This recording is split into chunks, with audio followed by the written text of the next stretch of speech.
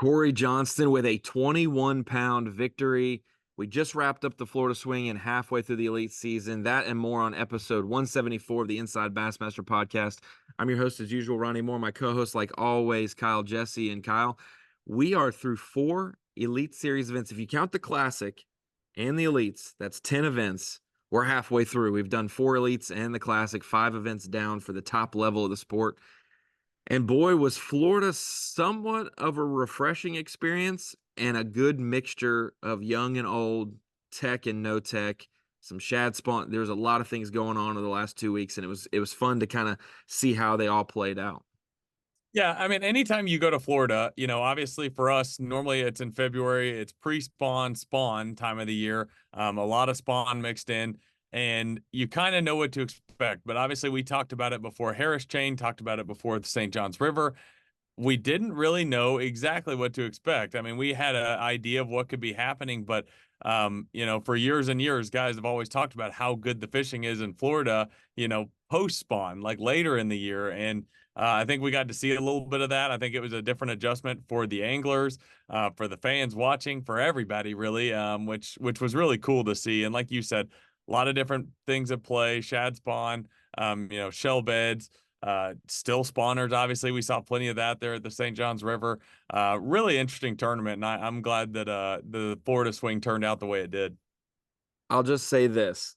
We didn't talk. I talked to my guy, Eric Panzeroni, to preview the Harris Chain. So I got a good gist of what Florida was doing and what that system of lakes was doing. I didn't have like a local to chat with for the St. Johns River. I didn't talk to anybody there. So we were gauging based off of past experience, expectation. Like we kind of could guess and know. We knew Rodman would be somewhat of a deal. It was. We knew there could be some river fishing, some shell bar stuff. It was for a few in the top 10. And then there was going to be some sight fishing. Didn't expect it to be necessarily only 3 or 4 people doing that in the most popular area. And then at the end of us picking buckets, I think it was like bucket D, I had the blankest stare on my face because I was just thinking, man, Crescent Lake's going to show out with that hard cover and a shad spawn. And that was the most fun added experience to see the leaderboard every single morning. And we're like, those guys are on a shad spawn. And then when we had them live to see how fast and how good that bite was, but how as soon as an hour and a half was done, it was dead for those guys. I mean, Greg Hackney said it on the final day. I think he caught one at like 2:00, but prior to that, 8:28 was the last time he had upgraded, and it was like, holy cow. So they did a lot of their work. If this was a 90-minute tournament, the shad spawn guys were going to dominate, but they just couldn't figure out how to catch better fish after that ended. So kudos to us for at the end mentioning that, because it was that ended up being something that was a lot more prominent than we thought, but so few areas were able to produce that type of deal. Like it wasn't widespread. And so there were some guys in the top 10 fishing hardcover like canals that never saw shad flickering for a shad spawn. And then right down the river just a little bit, it's just thousands of bass waiting to pounce on them. Yeah, and I felt this way through both tournaments. The Harris Chain and the St. Johns. At least in my mind, anyways, like you think of Florida fishing and it almost seems a little single or like one dimensional, like flipping, swimming a jig, like braided line, spawning fish again, because we go there at the time of the year normally where that's such a factor.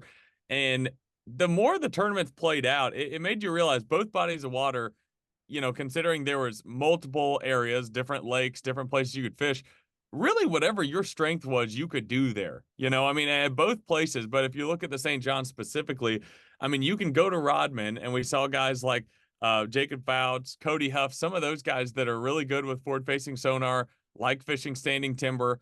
In the case of like a Cody Huff, like he can go to Rodman and fish it similar to the way he would at Table Rock or somewhere like that. Greg Hackney can go to Crescent and feel like he's fishing in Louisiana with all the hard cover and a spinner bait. And it's like, I don't know. Like I said, in my mind, it's one of those deals where you think of Florida and it's like 4 different like techniques come to mind. It's like punching, pitching a Cinco, like swimming a jig or a chatterbait, and then, shell beds. Like that's what it seems like. But it's like no matter what your strength is on both those bodies of water, you can find something that resembles, what you want to do. And I think we saw a lot of that, obviously, in the top 10 with guys fishing their strengths. And, again, with Cory Johnston and Chris Johnston and some of those guys bed fishing, like that's what they're incredibly good at is sight fishing. Again, with Hackney and Menendez and those guys in Crescent, it was just really cool because, like, in my mind, anyways, you think of Florida, as I've said 10 times already, as like a very single dimensional, like what's going to happen. But just like we predicted, on the podcast before the events, like didn't really know what to expect. And it kind of ended up playing out that way because there were so many different factors, so many different techniques at play, and you could really fish to your strengths, which I'm sure, the elite pros really do enjoy that. Yeah, it's cool to think about the people. You got Greg Hackney, Logan Latuso. They normally do well in Florida, but this did feel like Louisiana to them at times. You had Ray Hanselman fishing offshore shell, not necessarily like Texas, but he's such a great offshore fisherman that makes sense. You've got Brad Watley, East Texas, doing what he would do with the way he swims his jig. I'd heard on the Serious Angler podcast with him last night. He was talking about the way he almost uses a swim jig like a square bill crankbait, rooting around the cover and not the shake, but just bouncing it off of the lily pads or rock or whatever he's caught fishing around. And so you had those guys. I was really more so shocked um, that Cliff Prince laid an egg. That I think that was one of the biggest shockers for me because I felt like he had enough offshore spots to make that happen, but it was, I don't know, he was plagued by lost fish on day one on camera. I mean, he had 8 or 9 pounds, but he lost like 7 or 8 fish on live, and it was just like brutal. Not like those were giants, but like he probably would have had 12, you know, 13 pounds tops or something, but he just kept losing fish. And then for him to back it up with another 8.5, 9 pound day the next day, it was just shocking that he didn't get it going in some way. But you can often overthink sometimes your home lake. And so, like you said, whether it's the Harris chain of lakes and we see Griffin, Eustis, Dora, Carlton, Apopka, like Harris itself, we saw almost every lake at some point on the final day factor.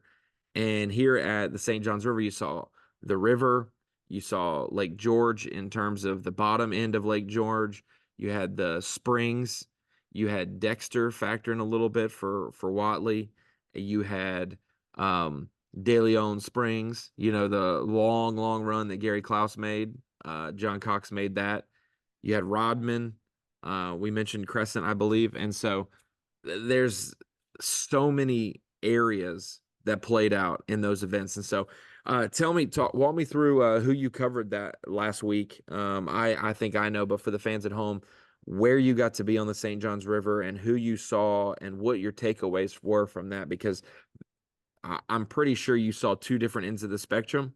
And so it's unique to see that and learn both approaches and how they were both top 3 finishes.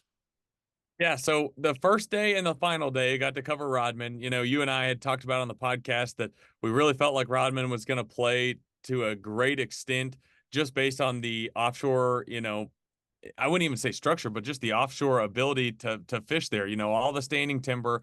It's one of those places I actually mentioned to your dad the first day we went out there is like a bass can live in any square inch of that lake because there's vegetation, up shallow, lily pads, and vegetation that grows out off the bank. Obviously, standing timber. So day one, there was a And it's lot of not and it's not too deep, like it's deep sure. but it's not too deep. Um and yeah, so I was good to see you in Rodman day one, but yeah, that was a little shocking how it played out. Go ahead. Yeah, I agree. There was a lot of boats that went to Rodman. I'm sitting there looking at the app, the Bass Track app, and looking at who's all in the lock, and I'm like, oh man, this is gonna be good. Like this is gonna be the deal. And it ended up being on day one that wasn't really the case. Not to say that there weren't guys, that made it inside the top 50 that were doing that, but it seemed like a lot of the guys that went in there had a harder time than I would have guessed. So the middle 2 days spent in Salt Springs, obviously covering the Johnston brothers. Caleb Summerall a little bit. I think Koya maybe was in there one of the days, but I mean, primarily the Johnston brothers, Matt Airy, I didn't mention Matt. I think Cruz came in there on day 2 some as well. And Drew Benton was in there for a minute as well. I mean, it seemed like the second day, a few guys kind of rolled in there just for a brief minute, but When they realized who was in there, they're like, okay, yeah, this is where it's. I just found the winning area. Sorry. yeah, exactly. So they didn't go back. So I mean, good for them. But um, and then the final day went back to Rodman with Jacob Fouch, which was really fun. Really interesting to see how Jacob Fouts dialed that in because, like I said, there was a lot of talented guys that went to Rodman and weren't able to figure it out, even to make the 50 cut. But obviously, him being the only one inside the top 10 that was fishing in Rodman pretty much exclusively, it's really cool to see him, navigate that and be able to catch a lot of the same fish that others weren't, in the same general areas. Like on day one, I saw a lot of guys fishing the same area that he was, but just was able to outfish a lot of those guys. So that was really impressive to see. Puts a damper on it when Cory catches an almost 8-pounder right off the rip, and you're Not like, even well, doing his deal. Yeah. like the tournament's probably over already, but this is it's gonna be fun as it is. And ironically, Jacob Fouts, I mean, obviously he had no idea that happened, but in the first couple hours, he caught one really nice one. And then it slowed down significantly for him. And he looked at me and I said, like looked at me and shook his head. And I said, well, you're fishing on Sunday. It could be way worse. He said, buddy, I'm trying to finish second. he said, I can't win this tournament, but I'm going to try to finish second. And we had a good laugh over that. And obviously just shy of second place and third. But yeah, it was really interesting. Like I said, just from a, coverage standpoint, only saw two general areas, but talk about polar opposites. I mean, in every way possible. I mean, the forward facing sonar deal and the offshore structure, like the roaming fish and bait chasers at Rodman, and then the bedfish and party cove, basically that was Salt Springs. I mean, you would talk about a circus. That was a circus in there. Um, Big hats off to all those guys, Cory and Chris and Matt, everybody that was in there all those days. I don't know how they didn't let that affect them because it was affecting me. It was bothering me just watching it, and I wasn't even fishing. I mean, I was just sitting there watching them fish, and it was bugging me how many people were in there. And it's nobody's fault. It's just a very popular area for pleasure boats and folks to enjoy a nice Saturday or Friday afternoon and have a good time. So that's what they were doing. So, like I said, hats off to those guys for being able to navigate that and really not let it affect them, despite the fact that it easily could have. I thought it was funny on live. We saw a couple pleasure boaters, recreational fishermen catching species of fish that weren't bass. They caught striper, they caught catfish. Micah Frazier had texted that, in past years he caught a tarpon in there on a jerk bait. Like I saw so a tarpon get caught. I was like, what is going on in here? there's so many species, and honestly, the average depth in Florida isn't that deep. And the fact that you got these craters of tilapia beds and spawning bass, and then there's a giant pit, aka a spring that's just 20 feet deep right over there. It is a unique playing field, and so yeah, explain what the clarity was because it looked clear on the drone, but there was times when the Johnston brothers or Matt Airy or Caleb Summerall had talked about it. It feels a little murky, like just as soon as it feels like you got to get in there and do your thing quick because any trolling around, even by competitors, at a certain point, it just kind of gets chalky everywhere. Is that what it looked like? Not dirty, but just a little more white, and white is real reflective with the sun, and all of a sudden you just can't see real well. I would say that's spot on accurate. I mean, it kind of goes against traditional logic with bed fishing. Like a lot of times bed fishing's better later in the day. The sun gets up, it's brighter, it's easier to see. Um, it was kind of the opposite there. The guys that got there early and were able to make a mark early, which Cory did pretty much every single day. It really panned out that way because it would go from being like a deserted area entirely, other than Cory and Chris and some of those guys fishing in there, and then the few media boats to in the span of 3 hours just being like I said earlier, just an absolute circus. So the water clarity, it seemed like to me, I didn't have my sunglasses on because I shoot without them, but it seemed like it was clear pretty much the entire time. There were certainly times, I would say it's a combination of a lot of things.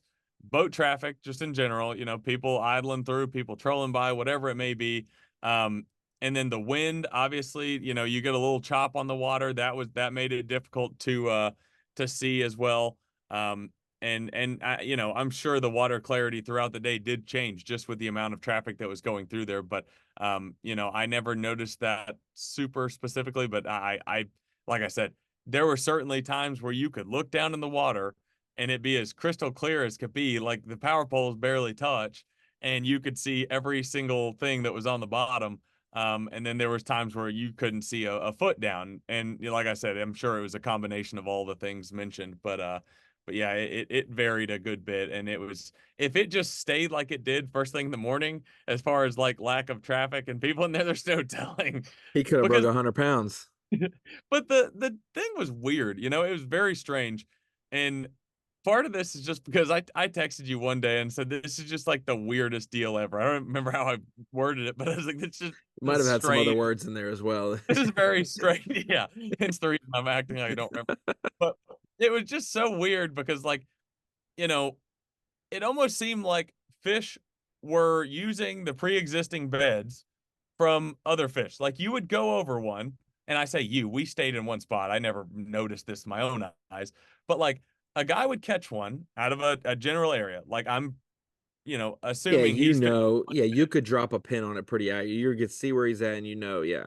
I know the flip he's making. A guy would catch, the female off the bed. So you're like, well, that bed's done. Like that general little area, like nobody's gonna go through there. And then like 2 hours later, somebody else, Ari or somebody else would pull in and catch one off the same thing, and it would also be a good one. And you're like, where are these fish coming from? Like, there's no like, are they just swimming around? Like, I never even. Rising from the dust up into the bed. I mean, it was just incredible to watch, and such a unique, unique place in general in a lot of ways. But the guys that were able to just be patient, it would be very, very difficult, despite fishing for 100 grand and an Elite Series title, to be as patient as those guys were. Because the area was not that large. I mean, it's not that big, and there was, at any given time, basically 3 to 4 boats in there. Um, they all worked together. They were all very cordial. Like there was, from what I could tell, never any like big scuffles of any sort.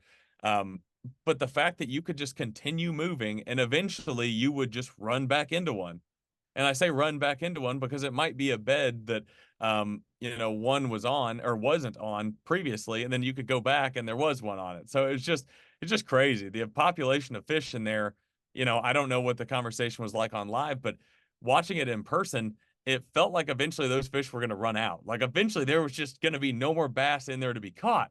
And, it certainly slowed down. Like the number of bites guys were getting, from what I could tell on day 2, which was a lot, they were getting a lot of bites, to, day 3. And then obviously day 4, it wasn't even Cory's primary, Yeah. plan to start out with. So that kind of tells you, all you need to know about that. But what a masterful performance by Cory, being able to manage that for 4 days. He mentioned it on stage, being able to manage those fish. And, it was very impressive performance. He and Chris obviously navigating that area. I don't remember who said it, on stage, but basically, it was Matt Airy when he said, you go into an area and you see Chris and Cory sight fishing. It's like, oh man, like Yeah. that's not who you want to see I in am their sight. screwed. Yeah. Same way you view, John Cox, Drew Benton, Drew Cook. There's obviously a handful of the better sight fishermen on tour, but yeah, they were super impressive, and what they were able to accomplish in, over a 4-day span in that area was really, really cool to see.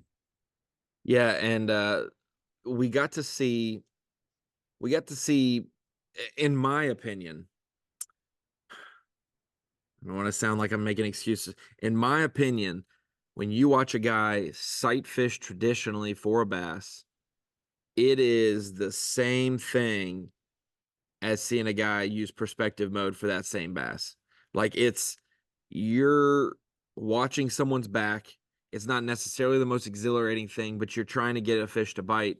And we got to see Cory catch him with his eyes and then utilize perspective mode and do so. And this is now, we saw Scott Martin win at Okeechobee with perspective. We got to talk to Scott about it a little bit. And then we saw him get a third at Santee Cooper doing it.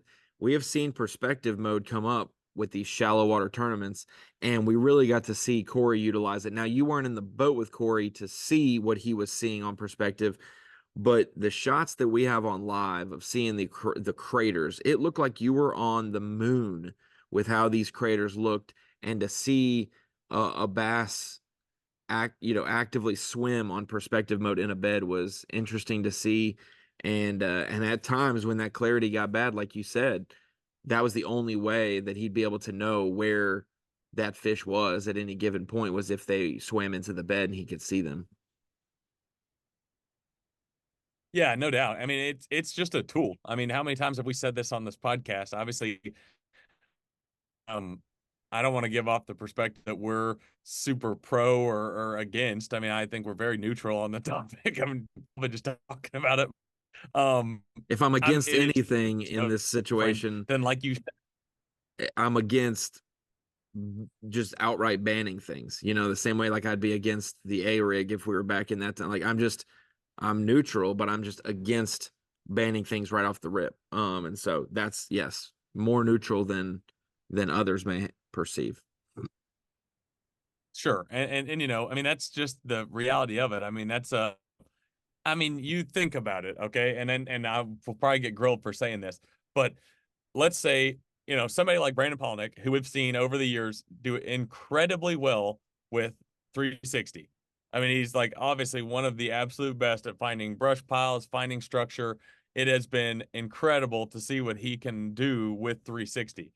I mean, essentially, perspective mode just is a live version of that for shallow water fishing. And you see that, and it's really It's not a whole lot different. And I 180. understand, Yeah, exactly. right.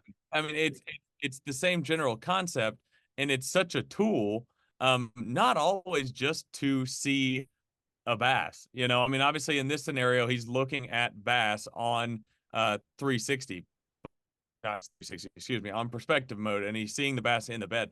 I mean, a lot of times it's just as simple as like seeing a stump, on a flat or something. You see a stump and you can throw at the stump. You might not necessarily see the fish like right off the bat, but like, yeah, it's just a tool. And in that scenario, as a fisherman, I see that and I think it's awesome. I think it's very cool to see somebody like you said. We've seen it a decent bit this year with Scott Martin, and then Cory there at St. John's, but it's really cool to see that be used as a tool when you can't see them traditionally with your eyes as well. Like you said, I saw it in person. I mean, it was a mixture of the two. It's not like it was just exclusively one or the other, but at certain times, when you've got 10 different boaters driving by and you can't even see through the water because it's so dirty. Talk about a really neat thing to see. On Bassmaster Live, being able to look at the graph and see what he's looking at. And I'm looking forward to going back and seeing some of that myself because I remember seeing Scott Martin do it at Okeechobee and just being blown away. I was like, holy cow, how cool is Yeah. this? And again, that's just my perspective of it. And everybody's entitled to their own opinion or perspective, but no pun intended perspective. But yeah, I Yeah. thought it was really neat. You're allowed to have an opinion. We just might not consider it valid or not. No, I'm just kidding. I'm just kidding. Yeah, But no, it was very cool, and you're in luck. All the archives of the St. Johns River are on bassmaster.com, tagged appropriately as of right before we started this podcast. So they are there for you to watch on a long drive or whatever you want to do. You can fall asleep to it. You know what? End up queue up all 4 days and just fall asleep to them. It's all good. on it. I will. Let's go to some accolades. So the last 2 weeks, Kyle, we have had in the history of the Bassmaster Elite Series, which is from '06 to 2024. So this is the 19th season. We've had 18 previous years. This is the 19th season of the Bassmaster Elite Series. We have had a total of 13 anglers, or 13, not anglers, 13 instances with a 10+ pound victory, a double digit winning margin in an Elite Series event. 13 times it had done that. I'm just going to quickly run through some of them. Patrick Walters at 4, Caleb Kufal, Gunnersville, Mike McClellan, Grand Lake, Skeet Reese, Smith Mountain, Chris Lane, St. John's, Luke Palmer, Santee Cooper, Ben Matsubu, Lake Toho, Brett Height, Lake Seminole, Timmy Horton, Champlain, Ish Monroe, Okeechobee, Brandon Cobb, Lake Fork, Brandon Polinick, Bull Shoals, Lee Livesey, Lake Fork. So there was the 13 instances previously, and we had added one at the end of last year, obviously, by adding Luke Palmer to that mix 2023, his win at Santee Cooper. So 13 instances. We just added 2 more instances in the last 2 tournaments. John Garrett, 10 pounds, 9 ounces, winning over JT Tompkins, puts himself into the double-digit winning margin club. He is the actual lowest of those guys to before that 11.9. If you broke double digits, you didn't just break it 10 pounds in an ounce. It was 11.5 pounds was the winning margin, was the lowest of the double digit wins. But we add John Garrett in there, 84 pounds 5 ounces versus 73.12 for JT Tompkins. And then this week, we just jump almost to the top of the list. Cory Johnston, second largest margin of victory in Elite Series history, 21 pounds 2 ounces. And that puts him to 21.2 is incredible. It is 3.25 more than third place, Caleb Kufal. But this just puts in perspective how dominant Patrick Walter's fall event at Lake Fork in 2020 was, that his 21.2 margin is 8 pounds 8 ounces lower than what Walters won by. Walters winning by 29.10 is ridiculous. 104 pounds to 75 pounds. Other than those 2 recent guys, I can't remember an angler not having to fish the final day and winning the event. Walters didn't. Walters came into the final day with like 82 pounds. I think he had 22 on the final day, or he had 80 pounds and he had 24 on the final day. So he didn't even need to fish to win Fork. And then Cory didn't need to fish to win the St. John's because he had 73, like 11 or 73.3. I think it was 73.3.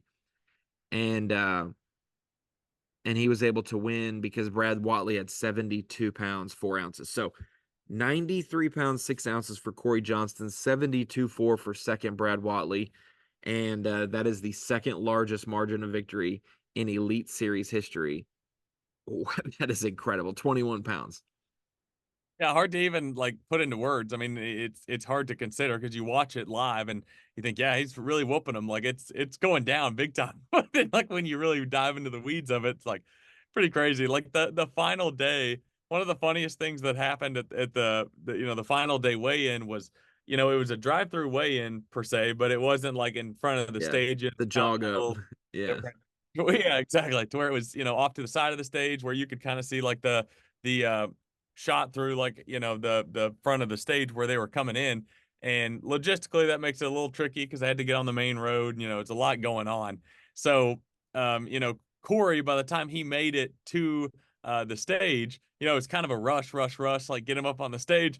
And he's sitting there bagging his fish, and me and Dalton Tumblin were sitting there next to him, and we're literally like, you don't even have to bring your fish. Don't worry about the fish. Just go. You already won. Like the tournament's already over with. We'll weigh them later. We'll do the official weigh in later. Like you've already won.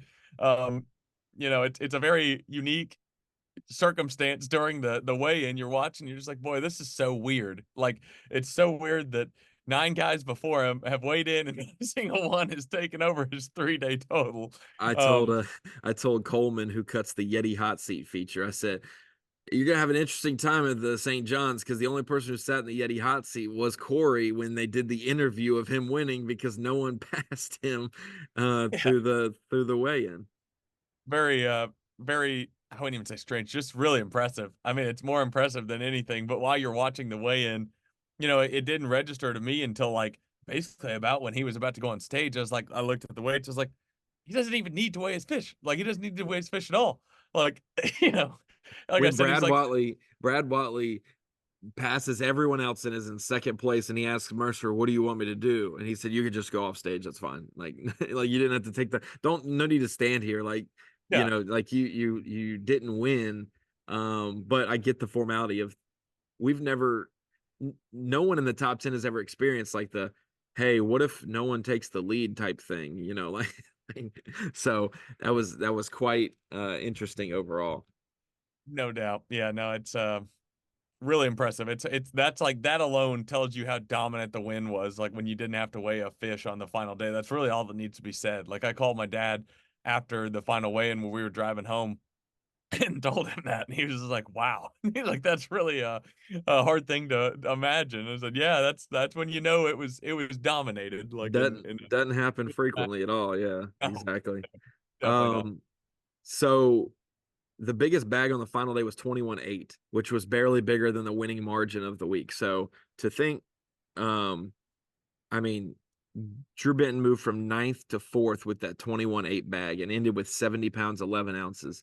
Drew would have needed, he needed 22.11 on top of his 21.8. Drew would have needed a 44-pound, 3-ounce bag to move from ninth to first. Like when you start to see some of those things, like Logan Latuso lost by almost 30 pounds and he got 10th. Like that is crazy. He lost by 30 pounds because of how big That's Cory's literally winning weight is. your dad and I were talking about that on the final day. Like I said, when we were covering Fouts, and I was like throwing these scenarios out there, like, like Jacob Fouts would reasonably need at this point like 40 pounds or something, basically, to have a chance. And then I was like, what am I talking about? It's literally these fish are post spawn. He's not catching 40 pounds of fish out here. Like there's no, I'm not saying it's not possible. Like it's not like it could be done, but it could probably be done in like February, like when the fish are much heavier. Like the caliber of fish that he's fishing for are all pretty much post spawn. I mean, I could be wrong, but it seemed like they were all post spawn. So it's like catching 40 pounds doing that, like, no way. Like, what am I, why are we even having this conversation right now? Like, that's not happening. It's not gonna happen. So yeah, it's very weird, and I'm sure, for the sake of Bassmaster Live, building the drama was a little more difficult. Hey, Like I said, Cory catches I a giant after I that. roll with the punches. We're building drama, Tommy and Z and Such and I. We're building drama on live as best we can. And as soon as the leader extends his dominance and just, I'm gonna just win this tournament now, I flip the switch immediately. I don't get sad or depressed. I say, I want him to win by 47 pounds. Like, if you're going to win and it's not going to be fun or close on the final day, just make it as big of a win as you possibly can. Like, just do No something doubt. historical. Like, yeah, I don't want you to like catch a 7-12 and catch nothing else and only win by 8 pounds. No, I want you to just beat the kid up and put him in the locker. Finish the job if you're going to do it. Don't just pick on the kid. Just finish. That's a terrible. Don't bully. That's terrible. I should not have said that. Don't bully. But that's what Cory was doing. He was bullying the field, and there were some marks, man. The St. John's, and we'll get into this in just a second as well. But the St. John's historically has produced some of the biggest bass. We've never broken the Century Club there. But man, we have seen plenty of 30-pound bags. We have seen plenty of 10-pounders. Like we've seen more 10-pounders at the St. John's River than we have at Lake Gunnersville, yet we see higher weights at Gunnersville overall. You know what I'm saying? There's a lot more 4 to 7-pounders at Gunnersville than maybe we see at the St. John's. But those, you know, Jurassic Park giant old ancient fish still live in the St. John's River and they show up. To think that this is the first year we haven't had like a 9.5, 10-pounder be big bass is astounding. I think I still have the marks where Caleb Summerall's 9.7 from last time we were there is the 27th biggest bass weighed in Elite Series competition at the St. John's. 27th, and that's elite. In 1973, Bob Tyndall caught like a 13-pounder. Like there were in that tournament, there was like a couple 12 and 13s caught, I think, in 1973. But in the Elite Series, there have been 27 bass, 9.7 or bigger, just at the St. John's River. And so we've been there now 9 times for the Elite Series. We didn't catch a 9.7 this year. So in those 8 events, there were 27 9.5-pounders caught. That's crazy. At least 3 9.5-pounders per event on average, with that mark. 3 or 4. And so we didn't break any big bass marks. The top 10 big bass still stand. And that goes to show you this is crazy. Kyle Welcher's tied for 10th. Let me see. Yeah, there have been Kyle Welcher's tied for 10th with a 10-1 as the biggest bass weighed at the St. John's River. That means there are 16 other bass between 9.7 and 10-1 that have been weighed in, like just ounces between these giant fish.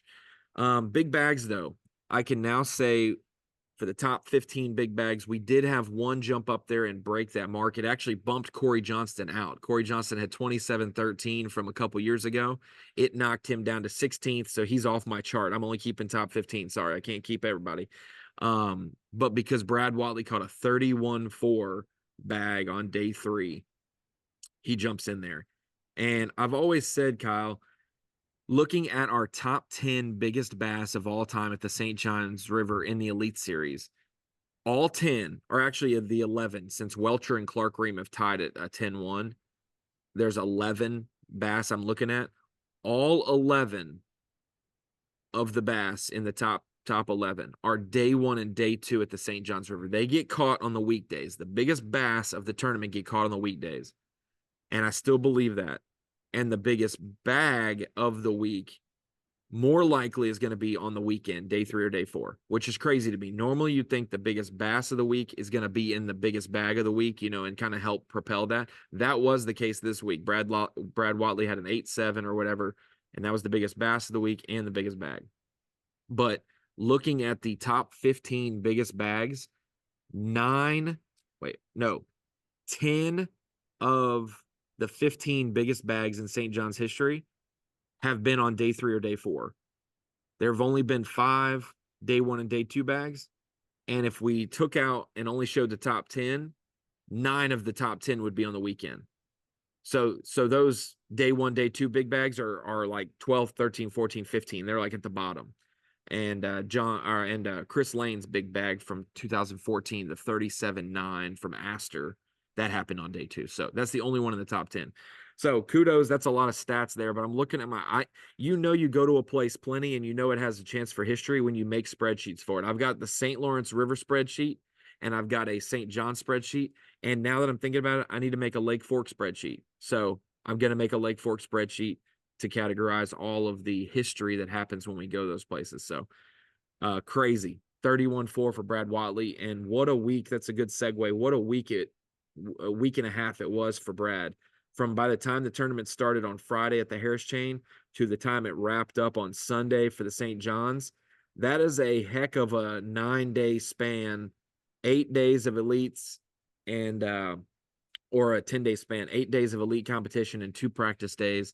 And he goes and gets himself 2 top 10s and one of them was a 10th, one of them was a 2nd. Well, that's what I was going to say. I mean, we haven't even hardly hit on that. We've talked about how dominant the win was and all these things, but Brad Watley had 2 fish on day 1 at the St. John's. 2 fish. 2 Now, fish. granted, 2 fish for 8-9. I mean, 2 good ones, but 2 fish, 95th place, all the way to 2nd. Like when you think about that, you mentioned, Brad Watley a second ago, and I was thinking in my head, think about how many bodies of water we fish on the Bassmaster Elite Series. That's not possible. You can't do that. Like, it's not possible. If you went to the St. Lawrence River and Ontario, if you were in 95th place after day 1, you could not possibly finish 2nd because everybody ahead of you, the average, like when you factor in the average weights, like to be in 95th, you're going to be like significantly further down.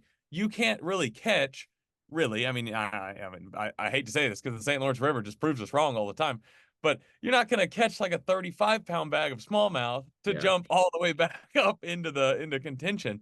So, I mean, just a crazy, crazy turnaround to jump from 95th to 2nd. Like There have been almost some guys who have done that. winning. Like there have been some guys who have made the 90s comeback. But the only other time that I can specifically remember that resulted in a 2nd was Grant Goldbeck having 1 fish for 2 pounds on day 1 at the Harris Chain and then catching like 2 30-pound bags and being right there behind Shaw Grigsby. I think it was or was it the 2011, Tommy? Was that when Shaw won Harris Chain 2011? Yes, in that 11 event. Yeah, Grant Goldbeck's. That's the only other time you're in the 90s or 100 and you can come back and get 2nd is in Florida. Yeah.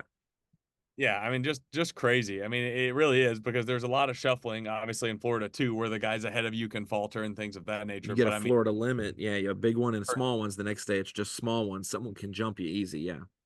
certainly. But I mean, to catch I 2 mean, fish, it just looks funny when you look at the leaderboard and everybody, yeah, the 12 top 10, bass. Right. other than Hansman caught 4 on day 3, but everybody in the top 10 with 20 bass over 4 days, and Brad Watley's got 17. 17, And yeah. just to speak to how incredible Cory's win was even more, if every single fish that Brad Watley caught on day one was a 5-pounder to an addition to what he had, he'd still lost by like a good margin. 6 pounds. He had to, add 15 pounds to it, and he has 24. He still Crazy. loses. Yeah, That's it a is. wild thought. But we will say, I always say the fishing game, if Brad had 24 on day one, he would have probably fished the final day maybe a little different. Like those guys on the final day were like, I'm going to have a great day. I'm just going to go have fun. But I'm also going to try to put myself around 40 pounds if possible. And I dare those guys to do it. Honestly, on the phone call Saturday night, I'm like, they're like, yeah, I'm fishing for second. And I was like, wouldn't it be crazy if you won? Why don't you go after the win? What if you just tried? Like go You go won't. catch You go won't. catch 47 pounds. Let's just see it. I bet you can't. I go dare go you. go find 210s, please. That would be sick. So yeah, very, very cool week, and a much needed week for Brad Watley. I mean, I could pull it up real quick. After this tournament, he is now in 33rd in Angler of the Year. Let's go fork final. There it is. So he was 33rd in Angler of the Year now after 4 events, halfway through the season, and he's inside the Classic cut after 2 Elite Series events, after Toledo and Fork, places that are near his home, but like I said on live, not his style, not the deep forward-facing sonar dominant tournament. That's not his game. It's not what he wants to do necessarily, but Florida lines up well. So these 2 top 10s for Florida helped him get to 33rd from 94th. He was 94th in points after 2 events, and now he's 33rd. So never give up. I know he could drop back to 94th just as easy, with 5 bad events at the end of the year. But when you think you're out of it, you can find something, take a positive away, catch a good bag, finish a good tournament, and then roll it into the next one, and so that's what Brad did. Now we get a little bit of a break before Lake Murray coming up next. One other thing I wanted to touch on, you were there. The big concern with the St. Johns River is the lack of eelgrass, dollar pads, all these different types of vegetations that are gone and from some of these main areas we've seen in the past. Lake George, it's so weird to see people on the outskirts of George, like just 1 or 2, and they're normally at the mouth of the river at the bottom. They're at the mouth of the springs or a little pocket, a little indention, something they found. But we used to see people littered all over George. When you'd pull up the map, 65 of the 100 were in George, or 50 of the 100 were in George. I think 37 of the 50 one year were all on Cabbage Point, sight fishing. Like it was crazy. We pulled down and we just had people going around us. And we were just like, providing shade for that one bedfish that we couldn't just not be, we had to be around some fish on accident. Yep. And Bowman actually mentioned that exact same thing back in the day. He talked about like, and I was never around to experience that, of course, but talked about like you'd just be pulled down somewhere, just sitting in one spot, and then like a fish would just come up and like spawn like right next to where your boat was. Lucas Like, caught one under our boat. He said, "Hey, sit still." One of them's chilling underneath the shade of your boat, and then just pitched under our boat. Didn't hit the fiberglass, just slid it right in there and catched one out. And you're like, "Don't." He's like, "Don't rock the boat." Like we're just sitting still. Like very, very unique. But that eelgrass is gone, and it's not. It was dying or it was gone in 2019, but all those fish in that warming trend made a move to the bank, and we saw absolute huge weights, and they only had a little bit of cover to go to. And so that's where they were, just 5-pounder on 5-pounder were there. They're basically like waiting in line. That person just checked out of the grocery line. I'm going to pull up to that reed head and I'm going to get caught. Um, I heard about restoration projects. We saw some drone of some fencing where they've planted grass. You got to see parts of the river and hear backstage and around the weigh-in. So what's the vibe of that? Is the community, Putnam County, all of that, the whole Florida Wildlife Commission, all that stuff? Are we trending in the right direction for them planting it? And you can't just plant grass. There's manatees that eat it. There's all kinds of things that eat that grass. So turtles, you gotta protect the grass, and then when it gets dense enough, it'll spread itself out naturally, and you can take those fencing restrictions off. But tell me about yeah. that. Yeah, so to answer your question, yes, things do look or are looking up. That's the vibe that I got in general. But one of the main things, if you go to bassmaster.com, you can see a gallery that or a couple actually that Craig Lamb shot with his drone. He got the opportunity in between the two tournaments to go to St. John's and be with the FWC um and um you know look at what they're trying to do as far as planting the eelgrass. I'm sitting here looking on bassmaster.com right now of a story David Brown wrote. And then, like I said, there's an entire photo gallery that Craig Lamb shot. And yes, absolutely. It definitely seems like they're taking the right strides to get that eelgrass back, to get more vegetation. But just in general, it's kind of crazy when you factor in that all that's gone now. That's obviously been something we've talked about and kind of had to deal with for years now. And it's still fishing as good as it is. So I mean, you think back, if you can get that grass back, get the vegetation back, the ceiling is so high for the St. Johns River, and it's already such an incredible body of water as it is. But like I said, I certainly encourage everybody to go look. It's really cool to see the process of growing the eelgrass back and the fenced in areas that, like you said, once it gets to a certain point, it'll naturally start spreading more and more. So it's really cool to see all the things that they were doing, to try to regrow that grass back. And from the vibe I got, it seemed like they were full steam ahead on doing such. That is encouraging. We need to do the same thing at the Harris Chain. That place has so much grass, it seems at times, and then all of a sudden it's just barren, and then it's back again, and then it's barren, and you're like, how are we making it barren? Like, what is happening in those years? We have enough studies out there. When the moon is at a waxing gibbous, Nikola Jokic shoots 92% from the field. Like, if we can do those studies, we as fishing community and these organizations can definitely figure that out. So I know Gene Gilliland's dialed in on that. And same thing. I think Okeechobee's getting some big help, at least funding for that. Scott Martin and the Slow the Flow folks and um, anglers for Lake Okeechobee, all those people are putting in good work, and we're starting to see that attention come to that because these places are historic, ancient, and treasured. So that's awesome. Kyle, next up on the docket, nothing this weekend. We got the NFL draft tonight. When you're watching this podcast, it was last night was round one. So good thing I'm not shooting this Friday The morning because Arizona Cardinals, if my the Cardinals Arizona screw it Cardinals have up, already screwed it up by the time you're watching this yeah, podcast. if they screw it up, it'll be tough. And I think Mark Zona is really excited for the Bears to draft Caleb Williams, but I think they're screwing it up by drafting him. So it's just I everyone's agree. opinion until you do it. So we'll see how it goes. Well, But well, Kyle, I will see you again next week on the podcast as we preview Logan Martin, which is the fourth stop of the open season. So after next week, we'll be through 4 elites and 4 opens, and then we'll jump right into Lake Murray and knock out our 5th elite series event of the season. So, and then really the opens kind of takes a decent break.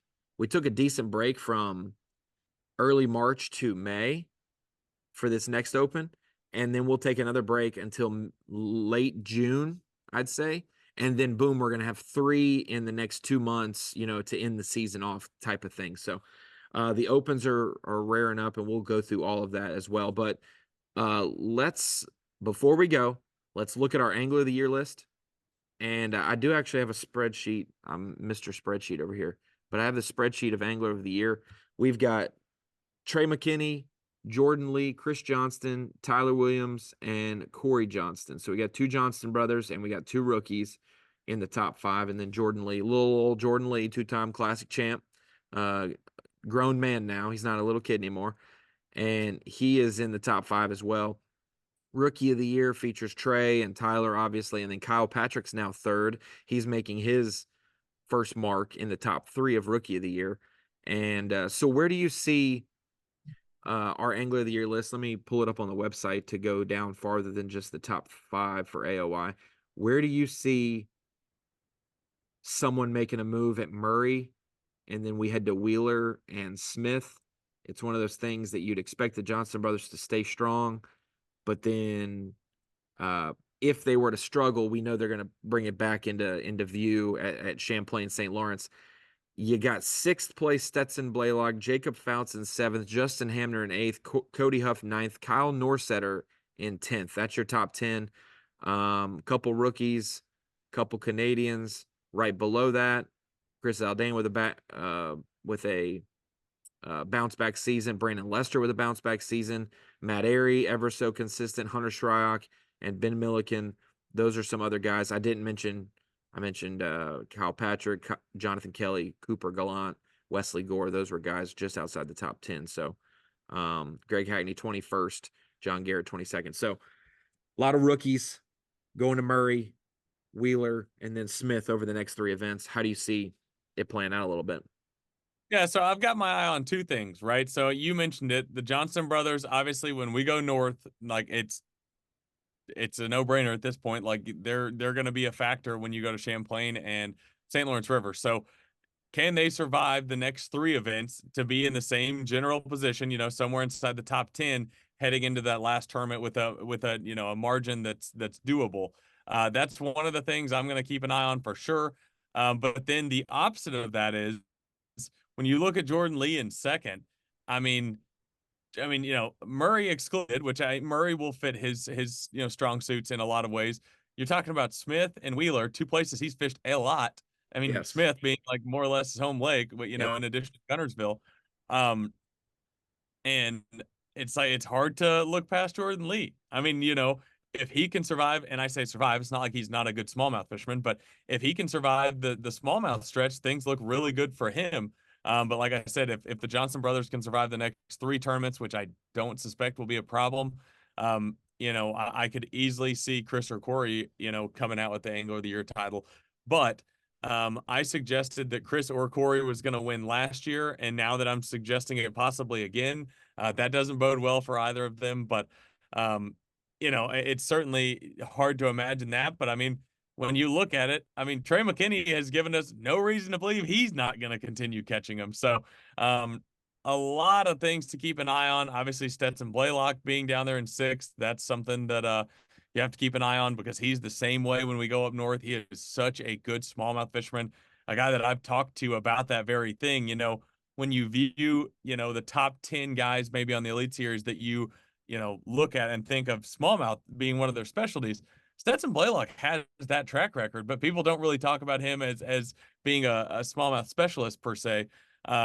So I mean, the tournament at Murray will suit him just fine, and then depending on how that Alabama stretch goes, Stetson Blaylock could also be a factor. So there's a lot to keep an eye on, throughout the next 3 events, then obviously throughout the rest of the season. Yeah, and I've been a Stetson Blaylock guy. We'll have to do this. We'll have to do this real quick. We'll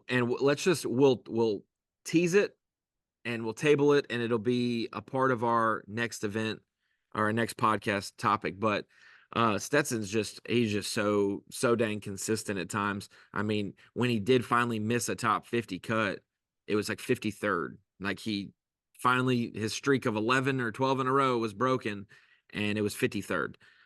Still got to check, but it wasn't the $10,000 check. Two guys. I'm not necessarily shocked about one, but I'm rarely shocked about another. The Florida swing hurt 2 guys really bad. It hurt some other guys, but Patrick Walters and Kiyoya Fujita were in the top 5 in Angler of the Year. Patrick Walters was 3rd, 1 point off the lead going into the Florida swing. Kiyoya Fujita was 5th, 5 points off the lead. Walters with 2 bad, based on his track record in Florida, bad finishes.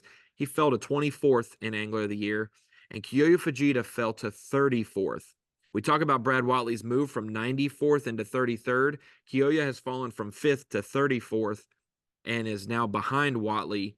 And so that shows you 2 ends of the spectrum. Somebody with what 2 top 10s can do for you, and what a last place and a bottom 10 and a last place can do for you negatively. So Fujita definitely first sign of adversity in his Elite Series career. He's had some bad opens in Florida at Okeechobee.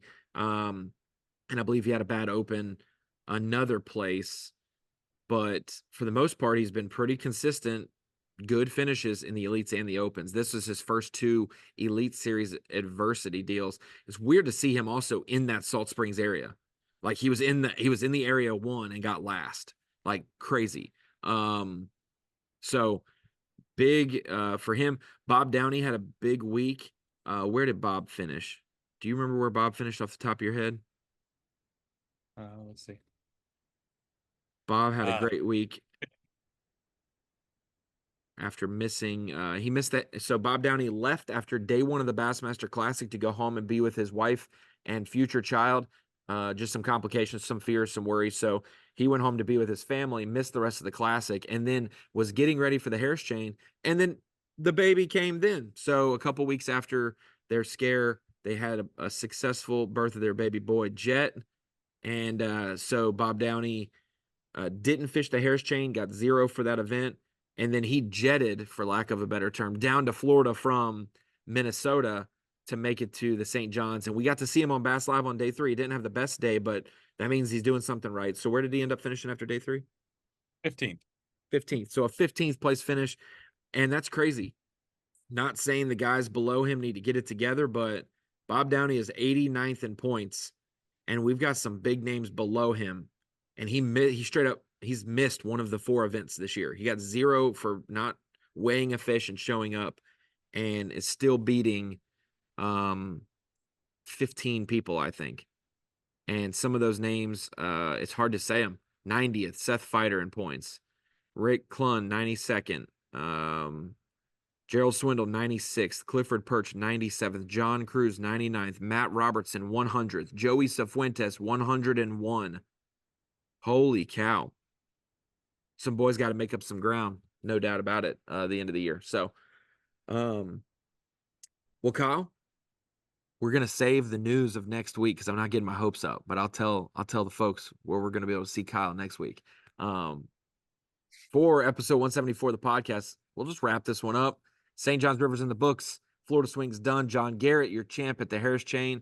Cory Johnston, your champ, dominating fashion at the St. John's River. We will see you next week in the podcast. We're going to tease the question. If you're still watching the end of this podcast, next week, we're going to go through something I posted on social media. See if you can read that. Get it in the camera view. See if it can focus. Where are we at? Let's focus. Anyways, it says, which Bassmaster Elite Series angler comes to mind? And we've got this big chart that says ability and this small chart that says recognition. On next week's podcast, we're going to bring some of the results from the fans. I'm going to count up all the comments, how many likes, and we'll give our take as well before I reveal that on who we think has the ability and just hasn't gotten the recognition necessarily. So we'll see you then. Peace.